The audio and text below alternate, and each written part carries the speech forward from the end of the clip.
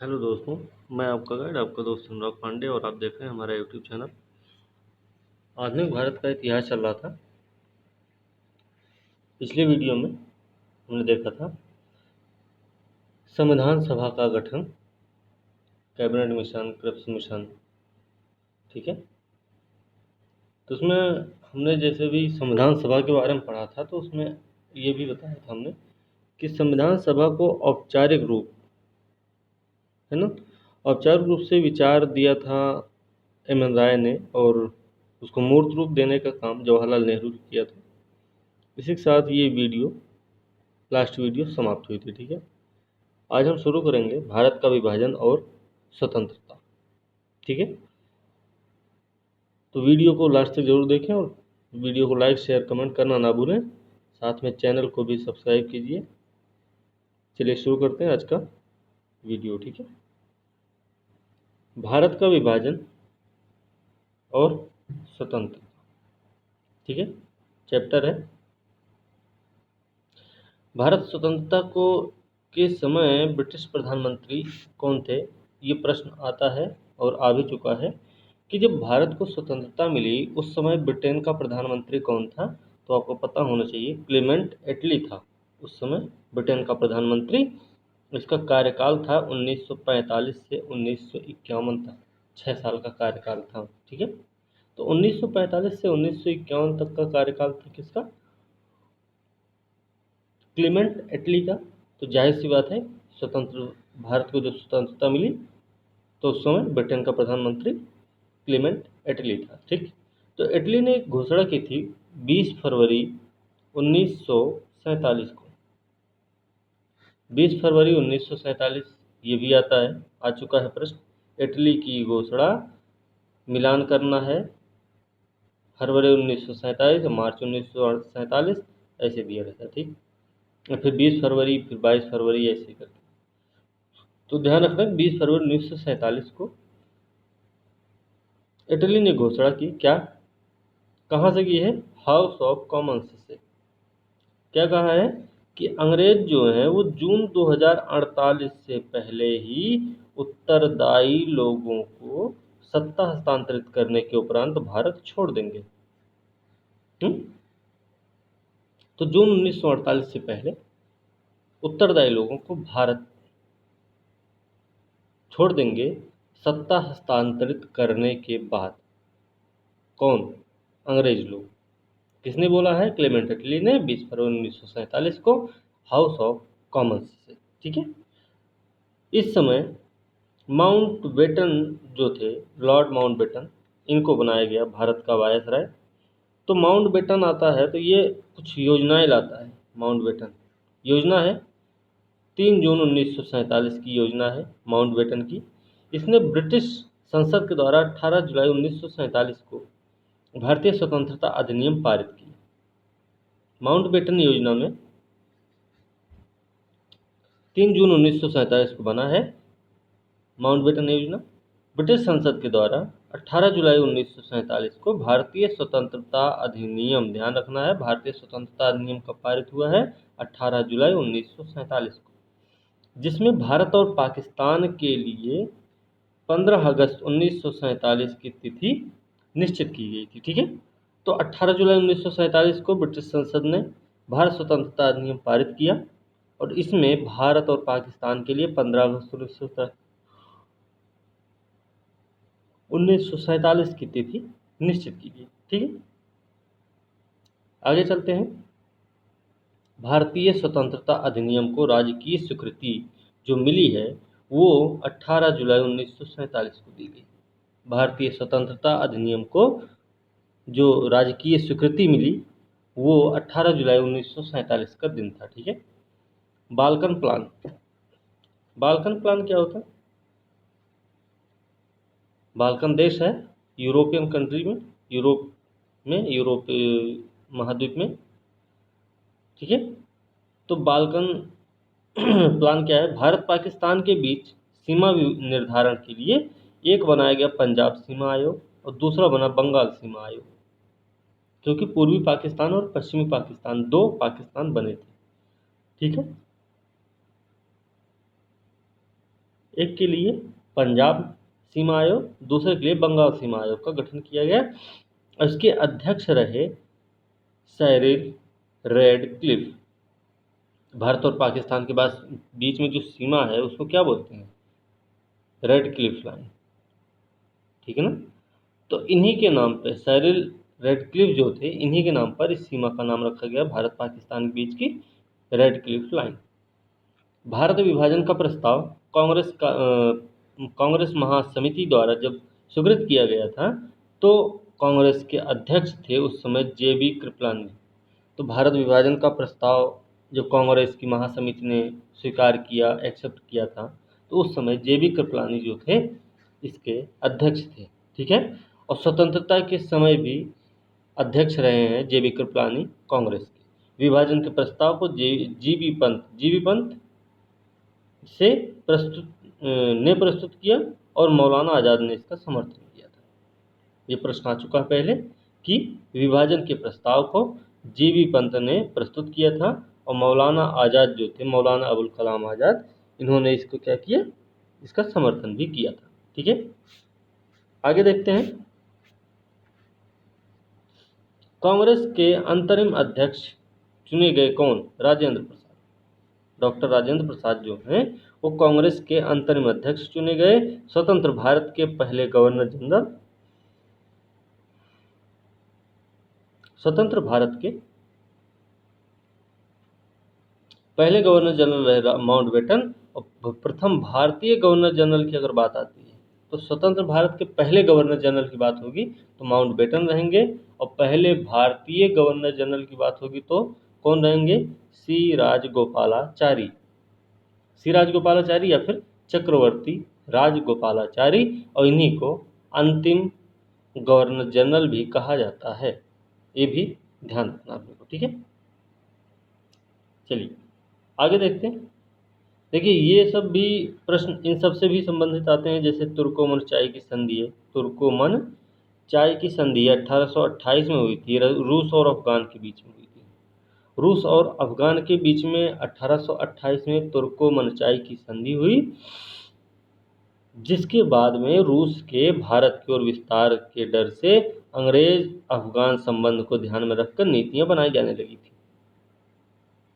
मतलब तुर्कोमन चाय की जो संधि रही अफगान और रूस के बीच में, इसमें क्या हुआ कि इसके बाद अंग्रेजों को डर सताने लग गया कि रूस तो अब भारत की तरफ बढ़ेगा। तो अंग्रेज क्या किए? किन लोगों ने अफगानिस्तान की तरफ अपने संबंधों को बढ़ाने की कोशिश करने लगे थे, ठीक है। ये चीज़ भी आपको ध्यान रखनी है। इसके बाद अफगानिस्तान में अंग्रेजों को एक मित्र और समर्थित शासक की खोज प्रारंभ हो गई। कब प्रारंभ हुई? तुर्कोमन चाय की संधि के बाद। तो ये भी ध्यान रखना आपने। चलिए उड़ीसा अकाल है। उड़ीसा अकाल 1866-67, 1866, 1867 में उड़ीसा अकाल हुआ। इसमें 13 लाख से ज़्यादा लोग मारे गए, प्रभावित हुए थे। इसके बाद सर कैम्पबेल के नेतृत्व में एक समिति नियुक्त की गई। उड़ीसा अकाल हुआ था 1866-67 में।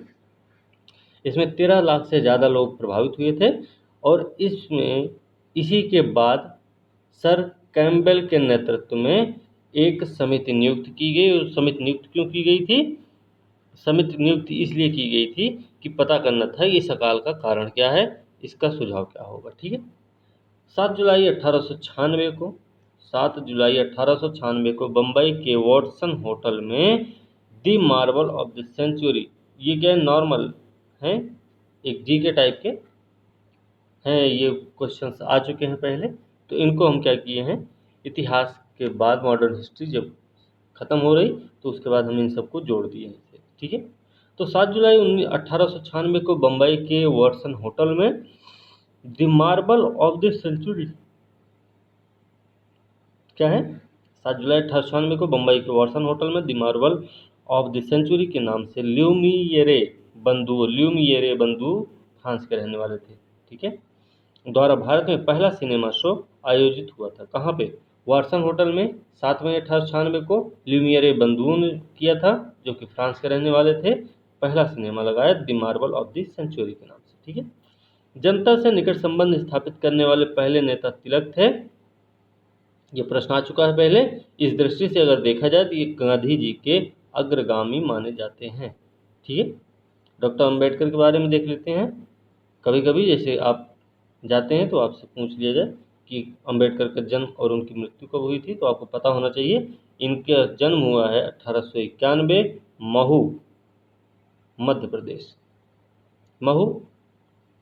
ठीक है, मृत्यु हुई थी 1956 में। मरणोपरांत इनको भारत रत्न दिया गया है। ठीक है, 1913 का साहित्य का नोबेल पुरस्कार किसको मिला था? आपको पता है, रविन्द्रनाथ टैगोर को गीतांजलि के लिए दिया गया था। और इन्होंने इनको महात्मा गांधी ने क्या कहा था? महान प्रहरी की उपाधि प्रदान की थी। किसको? रविन्द्रनाथ टैगोर को महान प्रहरी की उपाधि किसने दी है? गांधी जी ने दी है। ठीक है, गुटनिरपेक्ष देश, स्वतंत्र भारत को स्वतंत्रता मिली और उसी टाइम पीरियड में कई सारे देशों को स्वतंत्रता मिल रही थी।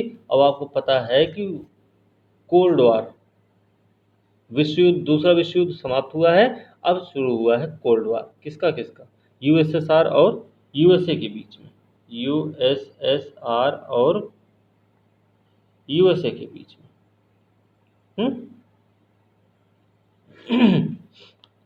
तो भाई, कोल्ड वॉर का मतलब क्या था? कि कोई बंदूक नहीं चलाएंगे, कोई तोप नहीं खड़ी करेंगे, कोई लड़ाई नहीं होगी। क्या होगा? सिर्फ आगे निकलने की होड़ रहेगी बस।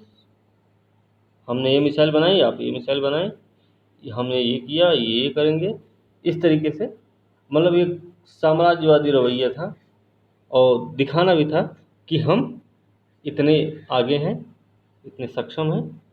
ठीक है, कोल्ड वॉर यही था दोनों के बीच में।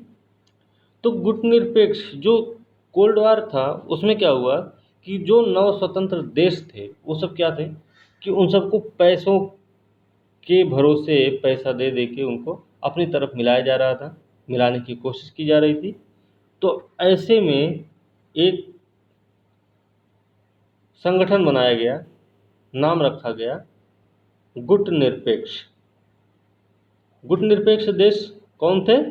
नव स्वतंत्र देशों का एक समूह था। इसमें 5 देश थे। ठीक है, तो गुटनिरपेक्ष देशों का पहला शिखर सम्मेलन जो हुआ है वो हुआ 1961 में बेलग्रेड में हुआ है। ठीक है ना, इसमें इंडोनेशिया, मिस्र के, भारत भी रहा इसमें। तो ऐसे ही 2 देश और थे, उनका नाम अभी हमें याद नहीं है। तो पहला शिखर सम्मेलन 1961 में हुआ है बेलग्रेड में गुटनिरपेक्ष देशों का। ठीक है, गोवा को पुर्तगालियों से आज़ाद कराने के लिए 1961 में फौज भेजना पड़ा था। ये भी ध्यान रखना कि 1961 में गोवा को पुर्तगालियों से आज़ाद कराया गया था। ठीक है, और स्वतंत्र भारत की पहली औद्योगिक नीति कब लाई गई थी? इससे ये भी एक प्रश्न आया था, कभी आ गया है, आ चुका है पहले। तो स्वतंत्र भारत की पहली औद्योगिक नीति 1948 में बनी, जिसके द्वारा मिश्रित अर्थव्यवस्था की संकल्पना की गई थी।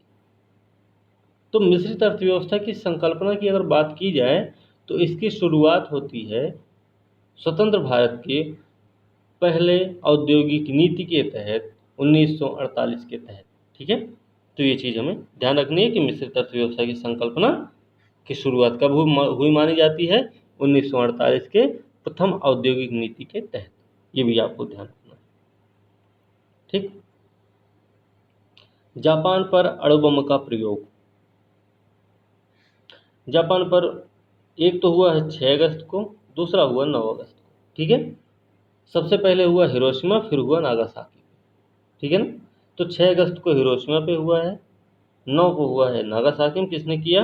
अमेरिका ने। ठीक है, भारत के पहले गैर कांग्रेसी प्रधानमंत्री रहे हैं मोरारजी देसाई।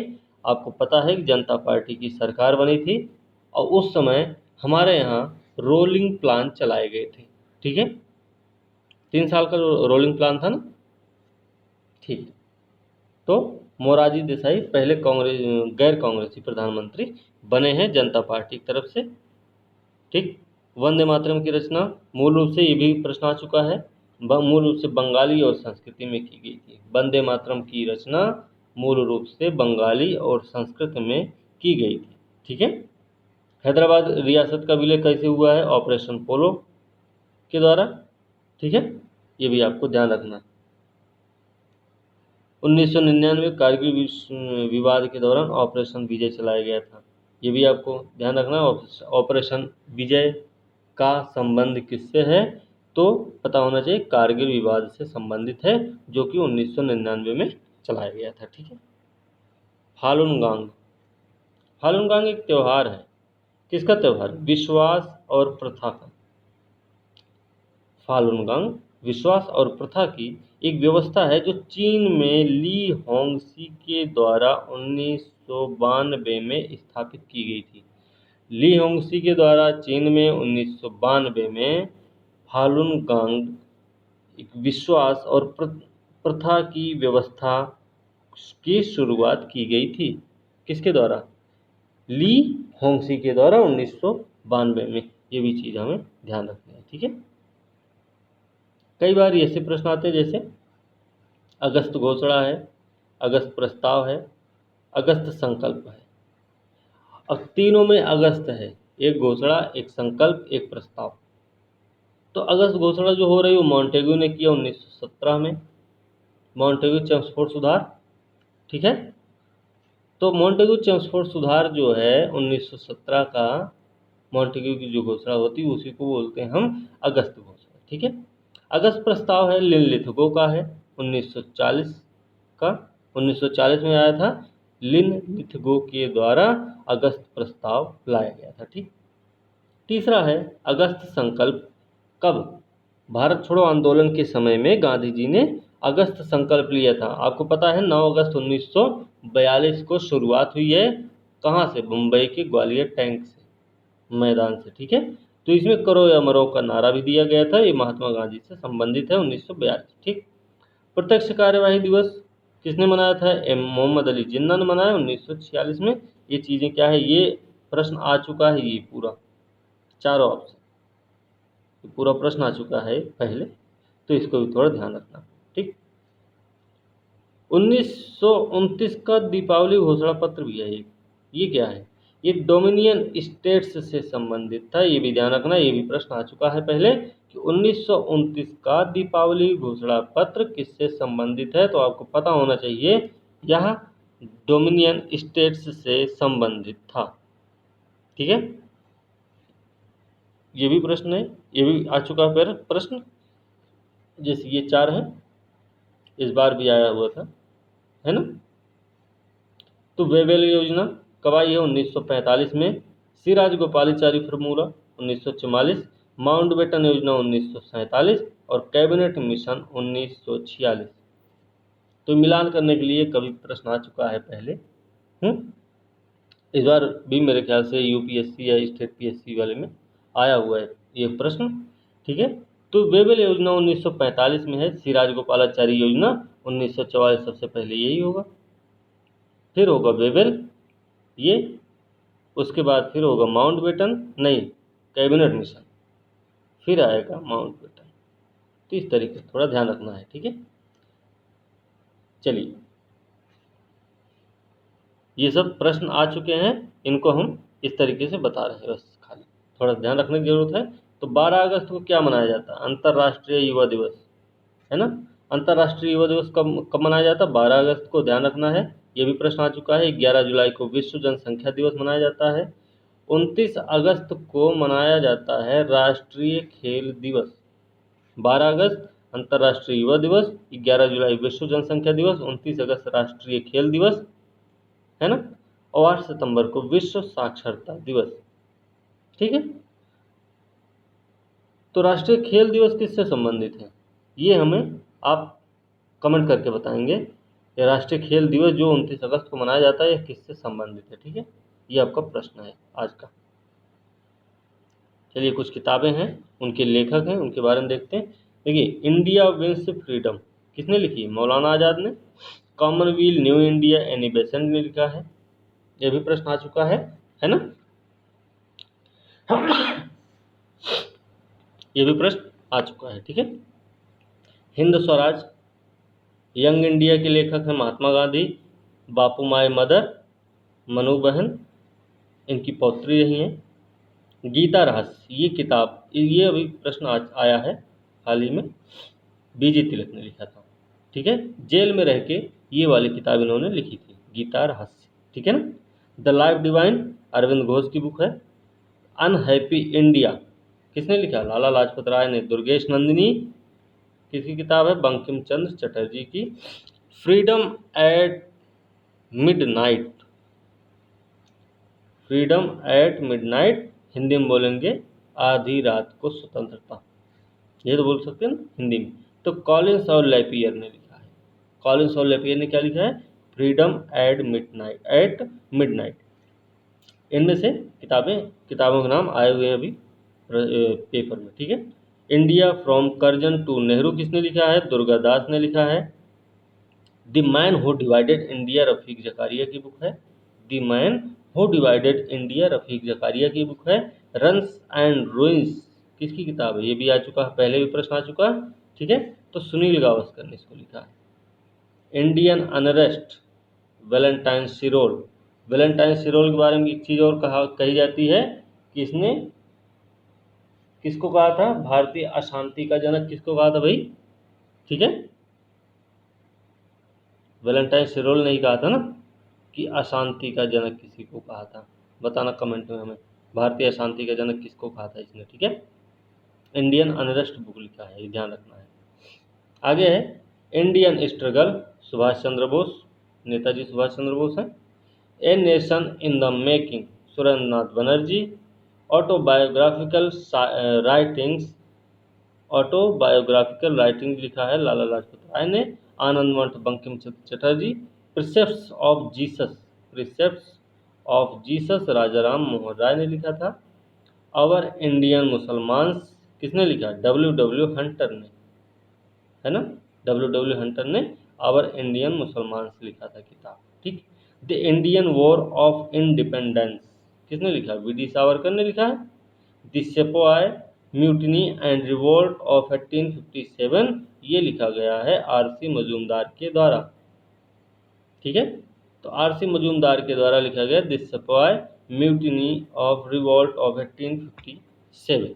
तो ये चीज़ हमें ध्यान रखनी है। ठीक है, आगे भी किताबें हैं। अवध की है रुद्रांशु मुखर्जी, रुद्रांशु मुखर्जी ने अवध इन रिवोल्ट नामक किताब लिखी। तहजीब उल अखलाक किसने लिखी भाई? सैयद अहमद खान, सैयद अहमद खान ने तहजीब उल अखलाक लिखी है। स्प्रिंगिंग टाइगर ह्यूटॉय ने लिखी थी, स्प्रिंगिंग टाइगर ह्यूटॉय ने लिखी थी। यह जीवनी है सुभाष चंद्र बोस की, सुभाष चंद्र बोस की जीवनी का नाम है स्प्रिंगिंग टाइगर, इसको लिखा था ह्यूटॉय ने। ठीक है, टूवर्ड्स स्ट्रगल क्या है? टूवर्ड्स स्ट्रगल लिखा था जयप्रकाश नारायण ने। India divided Rajendra Prasad, doctor Rajendra Prasad देखिए भारत के पहले राष्ट्रपति रहे हैं। बंदी जीवन सचिंद्र नाथ सान्याल ने लिखा था, सचिंद्र नाथ सान्याल ने बंदी जीवन लिखा। The Indian sociologist Shyamji Krishna Verma ने लिखा था, लंदन से काम कर रहे थे ना स्वतंत्रता आंदोलन दौरान, वहाँ पे इन्होंने क्या किया था? संगठन बनाया था। ठीक है, दी ड्रीमलैंड किसने लिखा है? दी ड्रीमलैंड रामशरण दास ने लिखा है। ठीक है, फिर द फिलॉसफी ऑफ बम, ये भी कई बार आ चुका है पेपर में, इसको लिखा है भगवती चरण बोहरा ने। The life of Mahatma Gandhi Louis Fischer ने लिखा है, जो कि अमेरिकी पत्रकार हैं। ठीक है, अंधेर नगरी चौपट राजा के लेखक हैं भारतेंद्र हरिश्चंद्र, ये भी प्रश्न आ चुका है। प्रिजन डायरी जयप्रकाश नारायण ने लिखा है। A passage to India E M Forster, a passage to India के लेखक हैं ई एम फोस्टर। ठीक है, चलिए आगे देखते हैं। Indian national movement the long term dynamics. ठीक है, Indian national movement the long term dynamics के लेखक हैं विपिन चंद्र। विपिन चंद्र की किताब हम पढ़ते हैं ना भाई, वही। मदर इंडिया के लेखक कौन है? मदर इंडिया के लेखक हैं कैथरीन मेयो। लाइफ डिवाइन के लेखक हैं अरविंद घोष। साधना, साधना किताब है, इसके लेखक रहे हैं रविंद्रनाथ टैगोर। इनको गुरुदेव रविंद्रनाथ टैगोर भी कह सकते हैं, इनको गुरुदेव कहा जाएगा। ठीक है। झंडा गीत किसने लिखा? पार्षद हैं, श्यामलाल गुप्ता पार्षद ने लिखा था। ठीक है। गोल्डन थ्रेशोल्ड किसने लिखा? सरोजिनी नायडू की बुक है। तो गोल्डन थ्रेशोल्ड सरोजिनी नायडू की किताब का नाम है। इनमें से कोई न कोई किताब, दो किताब का नाम आता ही है, और इस बार तो 4 किताबें दी गई थी मिलान करने के लिए। ठीक है। तो Mountbatten and the partition of India Collins and Lapierre ने लिखी है।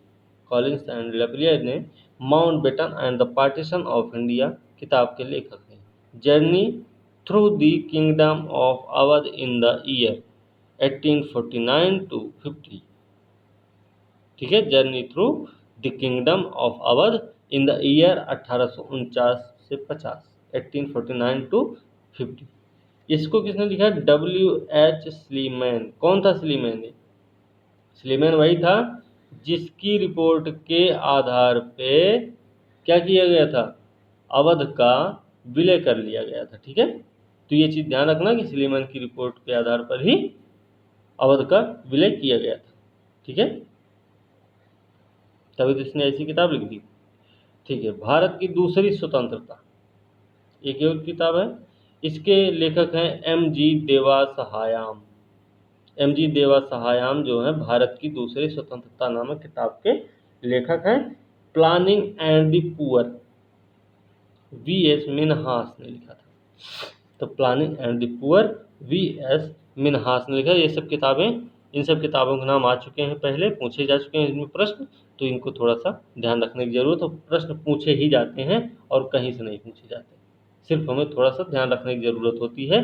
जैसे इस बार भी 4 ऑप्शन देके पूछे गए थे। ठीक है। अब देखिए कुछ त्यौहार हैं, जैसे कौन सा? अतापू। अतापू त्यौहार किससे संबंधित है? ओणम से संबंधित है। ठीक है। अतापू त्यौहार ओणम से संबंधित है, ध्यान रखना। लोसांग उत्सव कहाँ मनाया जाता भाई? सिक्किम में। ठीक है। तो अतापू ओणम में मनाया जाता है, लोसांग मनाया जाता है सिक्किम में। चपचारकुट उत्सव मिजोरम में मनाया जाता है। ये भी प्रश्न आ चुका है। सूफिया कलाम क्या है? कश्मीर का भक्ति संगीत है सूफिया कलाम, जिसका नाम है। ठीक है। कालिदास सम्मान किसके लिए दिया जाता है? कला क्षेत्र के लिए। कला क्षेत्र में योगदान के लिए कालिदास सम्मान दिया जाता है। ठीक है। शांति स्वरूप भटनागर पुरस्कार किसके लिए दिया जाता है? विज्ञान प्रौद्योगिकी के क्षेत्र के लिए। विज्ञान प्रौद्योगिकी क्षेत्र के लिए शांति स्वरूप भटनागर पुरस्कार दिया जाता है। पहले भारतीय हैं कोई जिन्होंने मैग्सेसे पुरस्कार जीता था, तो उनका नाम है विनोबा भावे। इन्होंने क्या चलाया था? भूदान आंदोलन चलवाया था। शुरुआत कहाँ से की थी? महाराष्ट्र, आंध्र प्रदेश से। ठीक है। तो ये ध्यान रखना है। कलाडी गांव कुछ करके नाम था, वहाँ से इन्होंने शुरुआत की थी। 100 एकड़ जमीन सबसे पहले मिल गई थी। ठीक है। तो इसके बारे में बाद में बताएंगे विस्तार से कि जो भूदान आंदोलन था उसमें लोगों ने बढ़ चढ़ कर हिस्सा तो लिया, जमीनें भी दी, लेकिन वो फिर भी असफल हुआ। इसका रीज़न क्या रहा? उसमें कमियां भी रही। तो कमी ये रही क्योंकि लोगों ने जो ज़मीनें दी दान में, उनमें ऊसर बंजर टाइप की ज़मीनें दी उन लोगों ने। ठीक है। ऊसर बंजर टाइप की सबसे बड़ी बात ये हो गई। दूसरी चीज़, जो थोड़ी सी अच्छी ज़मीनें दी वो क्या किए? उन पे कहीं ना कहीं अपना मालिकाना हक भी दिखाते थे। तो किसान जो पाए थे उसको क्या करते थे? उतना ध्यान नहीं रखते थे उसका। ठीक। व्यास सम्मान पाने वाली पहली महिला कौन है भाई? चित्रा मुदगल नाम है इनका। व्यास सम्मान पाने वाली पहली महिला हैं चित्रा मुदगल। फिर बुकर पुरस्कार पाने वाले पहले भारतीय कौन रहे हैं? V.S. नायपॉल। V.S. नायपॉल जो हैं बुकर पुरस्कार पाने वाले पहले भारतीय हैं। ठीक है। ठीक है ना। चलिए, इसी के साथ आज का वीडियो यहीं पे समाप्त किया जाए, है ना। एक प्रश्न है, प्रश्न आप लोग लिखते नहीं हो वैसे, लेकिन हम भी बोलेंगे जरूर। ठीक है। प्रश्न क्या है? अनुबंध कृषि क्या है? प्रश्न है अनुबंध कृषि क्या है? ठीक है, बताना इसमें इसकी चुनौतियां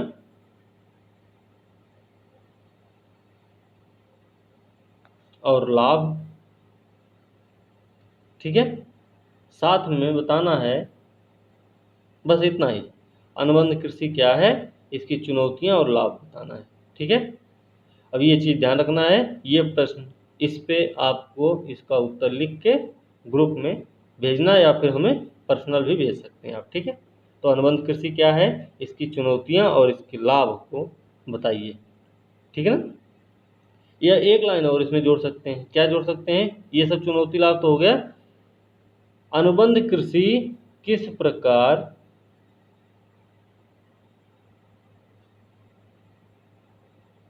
किसान की आय बढ़ाने में सहायक साबित हो सकता है? किसान की आय बढ़ाने में सहायक साबित हो सकता है, ये पूरा प्रश्न है आपका। ठीक है, अनुबंध कृषि क्या है, इसकी चुनौतियां और इसके लाभों की चर्चा करते हुए यह किस प्रकार किसानों की आय बढ़ाने में सहायक सिद्ध हो सकता है, चर्चा कीजिए। ठीक है, तो ये आपका आज का प्रश्न है, इस पे आप उत्तर लिखिए और लिख के हमें आप भेजिए। अगर जो वीडियो को लास्ट तक देखेंगे वो ज़रूर लिखेंगे, और जिनके पास समय ही नहीं होगा तो वो जो है नहीं लिखेंगे। ठीक है, तो हमें पता है कि समय नहीं है आप लोगों के पास इसको सुनने का भी, और लिखने का तो बिल्कुल नहीं है। फिर बाद में वही होता है कि हमने मेहनत की थी। ठीक है ना, बहरहाल कोई दिक्कत नहीं। तो आज का वीडियो यहीं पे समाप्त करते हैं, अगली वीडियो के साथ कल मिलेंगे। और अब शुरू करेंगे हम नेक्स्ट वीडियो से, स्टार्ट करेंगे मध्यकालीन भारत। ठीक है ना, क्या शुरू होगा? अगली क्लास हमारी रहेगी मध्यकालीन भारत। ठीक है, मध्यकालीन भारत स्टार्ट होगा, या फिर देखेंगे भूगोल। ठीक है, दो में से एक, या फिर भारत भूगोल। 3 वीडियो बना अभी तक, उसके आगे बढ़ाएंगे, नहीं तो शुरू करेंगे मध्यकालीन भारत। ठीक है, वैसे इतिहास ख़त्म करें पहले, पूरा कंप्लीट कर दें, उसके बाद ही भूगोल पे आएँ, तभी सही रहेगा। ठीक है ना, तो देखते हैं, तो अगली वीडियो के साथ कल मिलेंगे। तब तक के लिए धन्यवाद, और वीडियो को लाइक शेयर कमेंट करना ना भूलें, साथ में चैनल को भी सब्सक्राइब कीजिए। आपके सहयोग की ज़रूरत है, और हम आपको अगर आपके लिए इतना करते हैं तो आपका भी ये फर्ज है कि आप भी चैनल को सब्सक्राइब कर सकते हैं। ठीक है, इससे आपको बेनिफिट भी मिल रहा है, वो चाहे यूपीएससी का एग्ज़ाम हो, चाहे यूपीपीसीएस का एग्ज़ाम हो, चाहे कोई भी एग्ज़ाम हो, आप नोट्स को या वीडियो को उठाकर देख लीजिए, उनमें से ज़्यादातर प्रश्न सीधे सीधे वहीं से आते हैं।